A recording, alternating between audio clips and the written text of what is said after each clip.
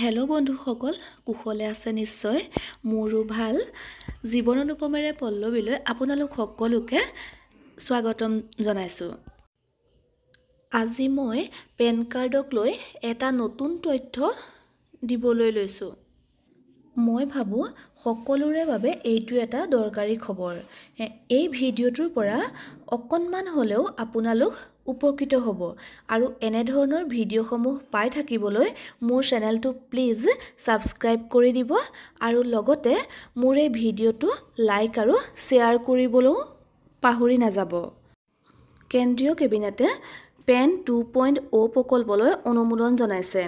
PAN card আমাৰ সকলোৰে বাবে এটা অতি প্ৰয়োজনীয় ডকুমেণ্ট।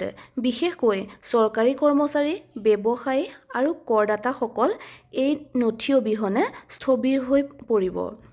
বেংক একাউণ্ট খোলাৰ পৰা লোন গ্ৰহণ, যান-বাহন ক্ৰয় আৰু স্থায়ী সম্পত্তি যেনে ঘৰ, মাটি কিনা বেচাৰ ক্ষেত্ৰত ই এটা অতি প্ৰয়োজনীয় ডকুমেণ্ট। বৰ্তমান হলমাৰ্কযুক্ত সোণ কিনাৰ ক্ষেত্ৰতো এই পেন নম্বৰ বাধ্যতামূলক কৰা হৈছে। কেন্দ্ৰীয় কেবিনেটে এই প্ৰকল্পৰ বাবে ১৪৩৫ কোটি টকা ব্যয় কৰিব। এতিয়া আহোঁ মূল কথালৈ। পেন 2.0 নো কি? পেন 2.0 মানে আমাৰ চলি থকা পেন কাৰ্ডবোৰৰ এটা নতুন সংস্কৰণ। অৰ্থাৎ এই পেন কাৰ্ড QR কোডযুক্ত হ'ব। এই QR কোডযুক্ত পেন কাৰ্ড নতুনকৈ আহৰণ কৰিব লাগিব আৰু কিছুদিনৰ পিছতেই পুৰণি যিসমূহ পেন কাৰ্ড আছিলে আমাৰ, সেই পুৰণি পেন কাৰ্ডসমূহ অচল হৈ পৰিব। QR কোডযুক্ত কাৰ্ডত আগৰ কাৰ্ডৰ নম্বৰেই সলনি নোহোৱাকৈ থাকিব। এই কাৰ্ডবোৰ অনলাইন প্ৰক্ৰিয়াৰ দ্বাৰা কোনো ধৰণৰ মাচুল নিদিয়াকৈয়ে কৰদাতাই লাভ কৰিব।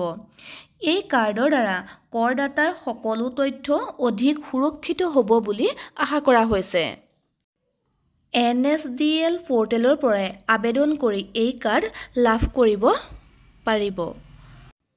মোৰ এই ভিডিঅ'টোৰ আজিৰ নতুন তথ্য এইখিনিয়েই আছিল। আশা কৰোঁ আপোনালোকে মোৰ এই ভিডিঅ'টোৰ চাই ভাল পাইছে আৰু মোৰ এই ভিডিঅ'টো আগবাঢ়ি যাবলৈ সহায় কৰি আপোনালোকে মোৰ চেনেলটো ছাবস্ক্ৰাইব কৰি দিব বুলি আশা কৰিলোঁ। লগতে মোৰ এই ভিডিঅ'টো লাইক আৰু শ্বেয়াৰ কৰিব বুলিও মই আপোনালোকক অনুৰোধ কৰিছোঁ। আজিলৈ আহিছোঁ, বাই।